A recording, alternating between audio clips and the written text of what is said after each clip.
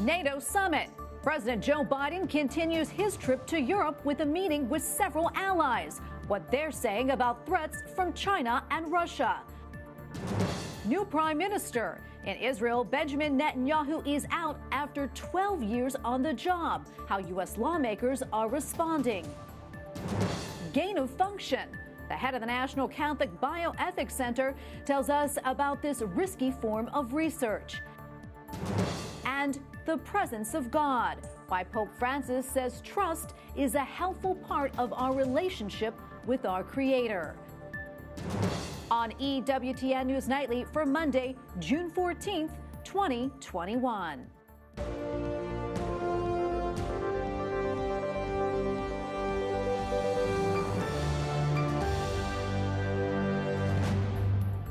Thank you so much for being with us tonight. I'm Tracy Sable. President Joe Biden tells other NATO countries America is there for them. He is taking part in the NATO summit in Brussels, Belgium today after wrapping up the three-day-long G7 summit in the UK. White House correspondent Owen Jensen reports. Owen. Tracy, good evening to you. President Joe Biden reaffirmed the U.S. commitment to NATO, the North Atlantic Treaty Organization, whose 30 members basically come to each other's aid in case one is attacked. It's known as Article 5, which President Biden said the U.S. takes as a sacred obligation. NATO leaders, including President Joe Biden, gather for a group photo. The president is at the alliance's headquarters for the first NATO summit of his presidency. I want to make it clear. NATO is critically important for U.S. interest in and of itself. If there weren't one, we'd have to invent one. And while sitting down with NATO Secretary General Jens Stoltenberg, the president also said of the alliance, it allows America to conduct its business around the world in a way that never would have occurred were it not for NATO. NATO leaders declared China poses a constant security challenge and is working to undermine global order. They're worried about how fast the Chinese are developing nuclear missiles. Also hanging over the meeting, Russia. We have new challenges, and we have Russia that is not acting in a way that is consistent with what we had hoped, and as well as China. Our relationship with Russia is at its lowest point since the Cold War. President Biden will meet Wednesday with Russian President Vladimir Putin. President Putin said in an interview on state TV Russia would cooperate in the extradition of cyber criminals if the U.S. agreed to do the same. He also issued a new warning that the prospect of Ukraine joining NATO was unacceptable for Russia. Now, at a news conference, President Biden was asked a lot of questions related to Russia. He said the U.S. is not looking for conflict with that nation, but will respond if necessary. Now, earlier, President Putin said that he suggested that those arrested for what happened at the Capitol on January 6th, he said they're being subjected to, quote, persecution for political opinions. At the White House, Owen Jensen, EWTN News Nightly. Well, for the first time in 12 years, the people of Israel have a new prime minister. Naftali Bennett has secured the backing of Parliament. The proposal was narrowly approved yesterday. That ends the more than decade-long rule of Benjamin Netanyahu. He is now set to lead the political opposition to the new leader and says his political career is not over.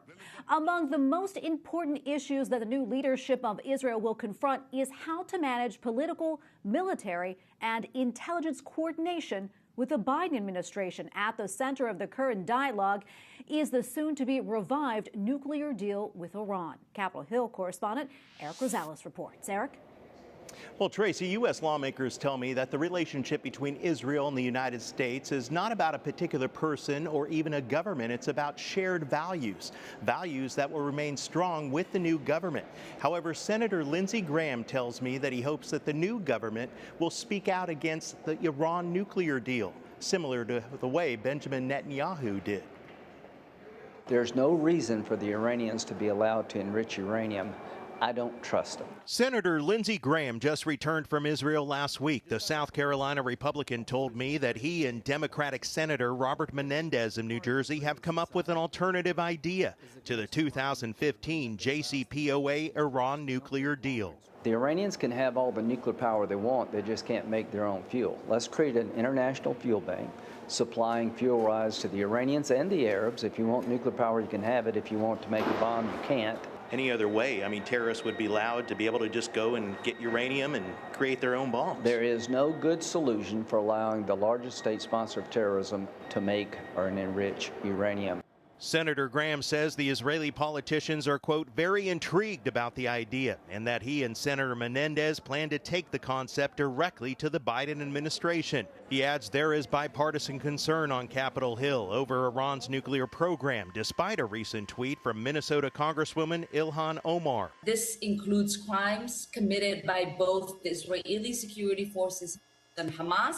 Lawmakers on both sides criticized the Democratic Congresswoman for comparing the human rights records of the United States and Israel with terrorist groups like Hamas and the Taliban in a tweet. She said, quote, we must have the same level of accountability and justice for all victims of crimes against humanity. We have seen unthinkable atrocities committed by the U.S., Hamas, Israel, Afghanistan, and the Taliban. Later in the day, she walked some of her comments back. House Speaker Nancy Pelosi is coming to her defense. These words have a history and a cultural impact that may have been unknown to her.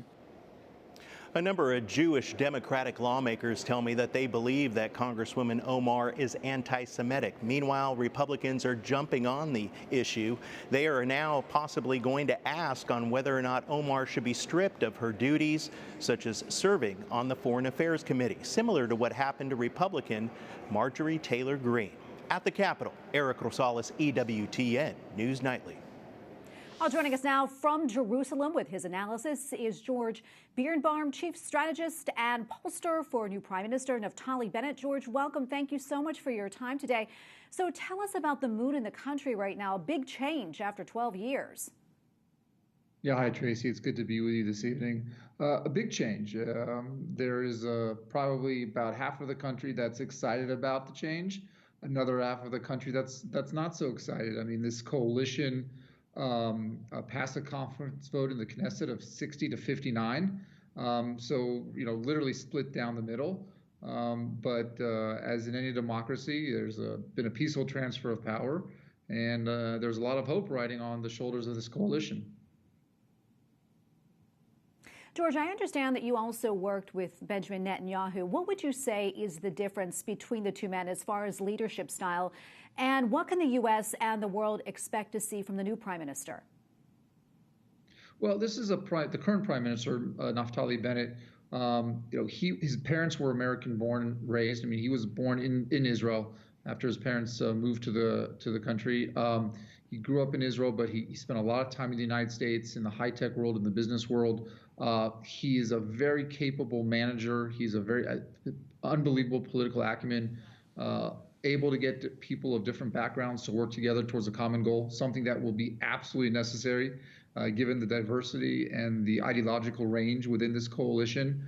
But he is the first, actually, modern Orthodox Jew to govern the state. He's Sabbath observant, keeps kosher. He's going to be a role model in many ways for the very Jewish aspects of Israel, and at the same time very ecumenical in terms of his background in the business world as well. So he's going to be a very different leader than Netanyahu. And we have to remember, when Netanyahu first became prime minister, back when I worked with him in 1996, he was a young man and a little bit inexperienced as well. And so I think to compare 49-year-old Prime Minister Naftali Bennett to over 70-year-old seasoned Benjamin Netanyahu is not exactly fair. And we have to give him time to have the weight of leadership on his shoulders and see how he copes with that. Yeah, and as we heard, U.S. lawmakers are focusing on Prime Minister Bennett's attitude towards the nuclear deal with Iran. What can you tell us about where he stands on that issue? Well, I don't think it'd be fair for me to to put out any kind of policy statements at this point. It's not my job to do that. I can tell you that Prime Minister Bennett has on many times said that there is no way the Iranians will ever have a nuclear weapon, that is an existential threat to the state of Israel and, of course, to its neighbors as well. And so I can tell you that his position has always been there will never be a nuclear Iran. But for me to put out an official policy statement would not be appropriate, nor is it my job. And we understand the new prime minister met with his predecessor today. What can you tell us about that meeting and also the future for Netanyahu? Do you think he'll make a comeback? Well, it really wouldn't be appropriate for me to divulge anything that was said between the two men. But in terms of Benjamin Netanyahu, we heard in his speech as opposition leader yesterday, which is a very strange title to give to the former prime minister. He made it very clear that he wasn't planning on going anywhere. It was a very strong speech. It was the speech of an opposition leader. And what will be unique is that you don't have an opposition leader who's just an opposition leader. You have an opposition leader who is the prime minister for the past 12 years, with all the knowledge and experience and his political acumen to go with that. And so it will be fantastic political theater, to be sure, something we're all going to watch from that point of view. But can he make a comeback? Sure. The potential is there. Really, a lot will depend on whether or not this coalition and Prime Minister Bennett are successful, hold the coalition together, and achieve real successes for the country. If that's the case, it will make it hard for any opposition leader to rattle that coalition. Well, George, thank you so much for your time today. We really appreciate it. George Birnbaum, Chief Strategist and Pollster for new Prime Minister Naftali Bennett. Thank you again. Thank you. Coming up, new developments in the fight against the coronavirus crisis. And we examine if the Catholic Church has a position on gain-of-function research.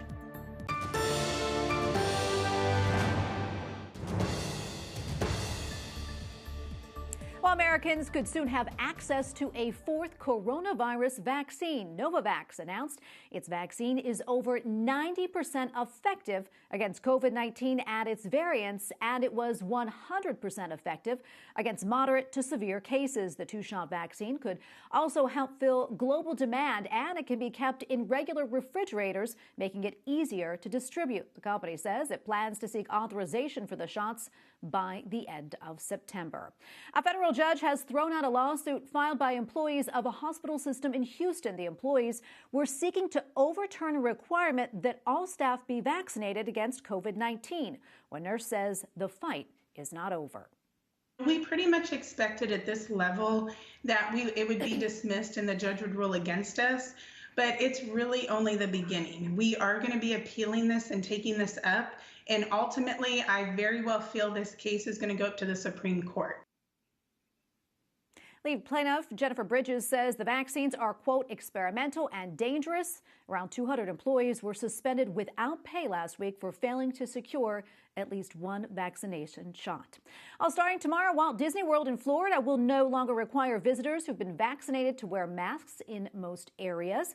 Officials say guests will not be required to show proof of vaccination. The mask policy follows Orange County's revised COVID-19 guidelines, which lifted all local mask recommendations earlier this month. The Orlando Park is also relaxing physical distancing guidelines in most areas. Well, as some lawmakers continue to question Dr. Anthony Fauci and the origins of the coronavirus, we are hearing a lot about gain-of-function research. But what exactly is gain-of-function, and does the Catholic Church say anything about the use of it? Joining us now is Dr. Joseph Meaney, president of the National Catholic Bioethics Center. Dr. Meaney, welcome back. Thank you so much for joining us. Can you talk to us about gain-of-function research, what it is, and why would this type of research be conducted? Right. So gain-of-function research is essentially making super viruses. It's a research that aims to either make viruses more transmissible or more virulent. So why would you ever want to create a super virus? Basically to study them and to find ways in terms of biosecurity to prevent that. And some of that is like opposition research in terms of germ warfare, et cetera. But it's a very, very hazardous thing to do.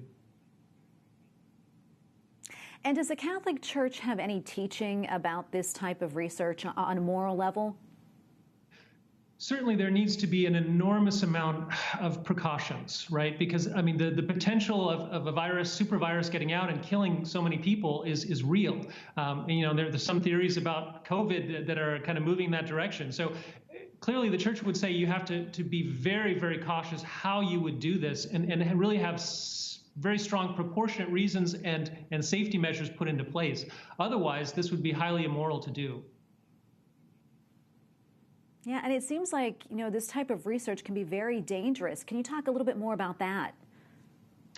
Right. So, I mean, essentially, if you modify a virus or a pathogen and make it more transmissible, or, you know, sometimes they'll change it to where, you know, it becomes airborne, where before it could only be transmitted through blood or skin contact, that creates the potential for a weapon, you know, a bioweapon.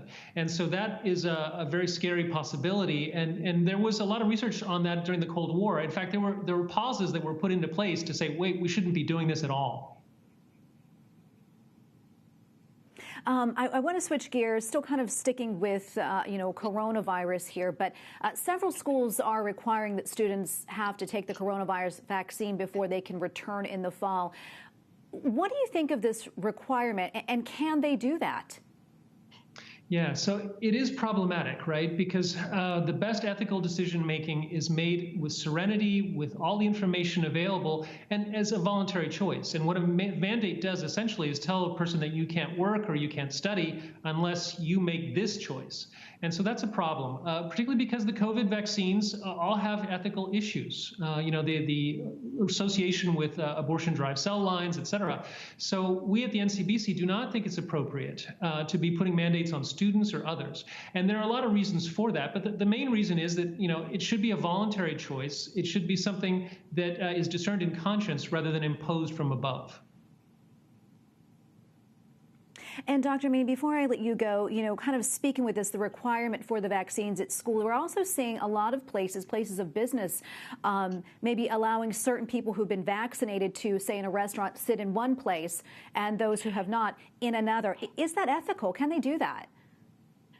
So it is true that if individuals, you know, are not vaccinated, they might have to take extra precautions, and that can be allowable. But there's a fine line there. You can't sort of start discriminating and refusing to serve people or, you know, treating them poorly, but only putting into, you know, common sense health measures, maybe requiring masks more. Things like that could be done, but you wouldn't be able to say put in a travel ban and saying only people who are vaccinated can get on the bus, you know, or things like that, because then it would start to become undue discrimination. Well, Dr. Meaney, thank you so much for your time today and weighing in on this for us. We really appreciate it. Dr. Joseph Meaney, president of the National Catholic Bioethics Center. Thank you again. Thank you. Up next, how Italy celebrated the feast of one of its most beloved saints. And an update on the status of pilgrimages to Rome from EWTN's Teresa Tomeo.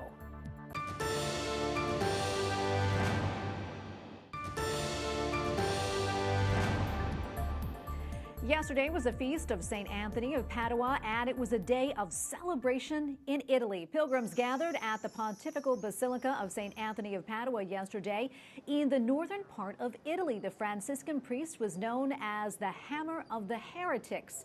He also was invoked to help the faithful find lost objects. St. Anthony, pray for us. Well, as the coronavirus pandemic starts to subside, countries in Europe are set to welcome back tourists. Starting next month, tourists with a so-called green pass will be able to travel while avoiding quarantine and testing for the coronavirus. This may help to restart tourism and allow travel agencies to start working again. Joining us now from Rome is Teresa Tomeo, founder of Tease Italy Travel Consulting Service. She is also the radio host of Catholic Connection on EWTN. Teresa, so great to see you. I see you're in Rome right now. Talk to us. How is it? There's fewer tourists, I know, so it's probably pretty unique over there in a uncrowded way, that is, to see the Vatican. Well, I was at the Angelus yesterday, Tracy, and thank you for having me on. And there were quite a few people not on a normal Angelus Sunday, but I would say there were at least several thousand, and many people were kind of hovering in the shade because the weather's been beautiful but a little bit warm. It's actually the perfect time to come to Rome now that things are open and things are changing. I came over a week ago and did the radio show, Catholic Connection, across the country here and across Rome. And it's delightful because you can go to the Vatican without standing in long lines. You can go to the Trevi Fountain, the Spanish Steps, and see those wonderful icons and those famous sites all over Italy. And there will be people, but you won't be overwhelmed. And I think now is the time, if people are interested in a pilgrimage, to really start thinking about coming back the next few months before things, completely get very busy again. So it's delightful here right now, very safe, and the people are so gracious and so happy to see Americans.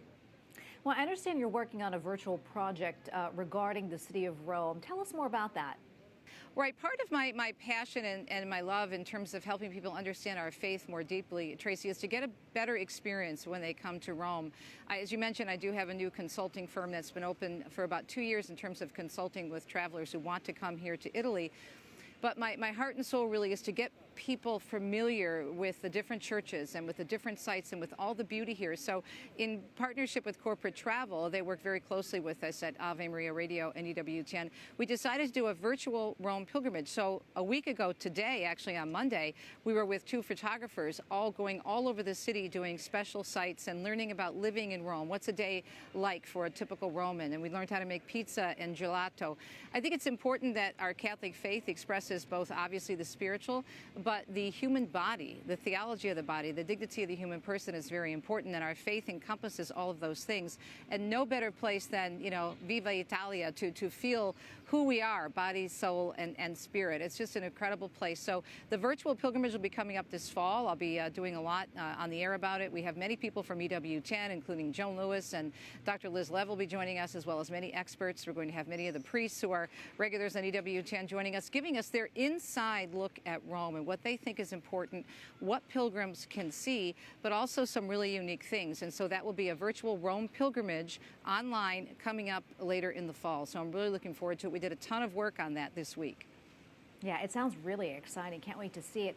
Can you talk about how important tourism is to cities, like Rome? Yeah. Well, it's a very big part of their gross domestic product here in Italy. I think it's something like 13 to 15%, and it really has dried up, obviously, during COVID. And Italy was one of the first to open to Americans, and then, of course, one of the first to shut down when COVID first hit. So this is very big for them, just opening up right now. Very important, and really it's their livelihood for the most part. I did notice that a few places have shut down.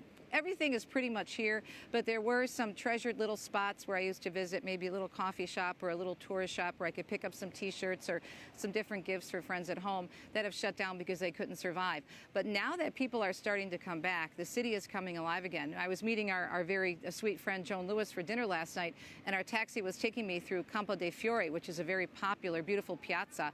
In the morning, they have a wonderful market, and in the evening, a lot of the young people hang out there.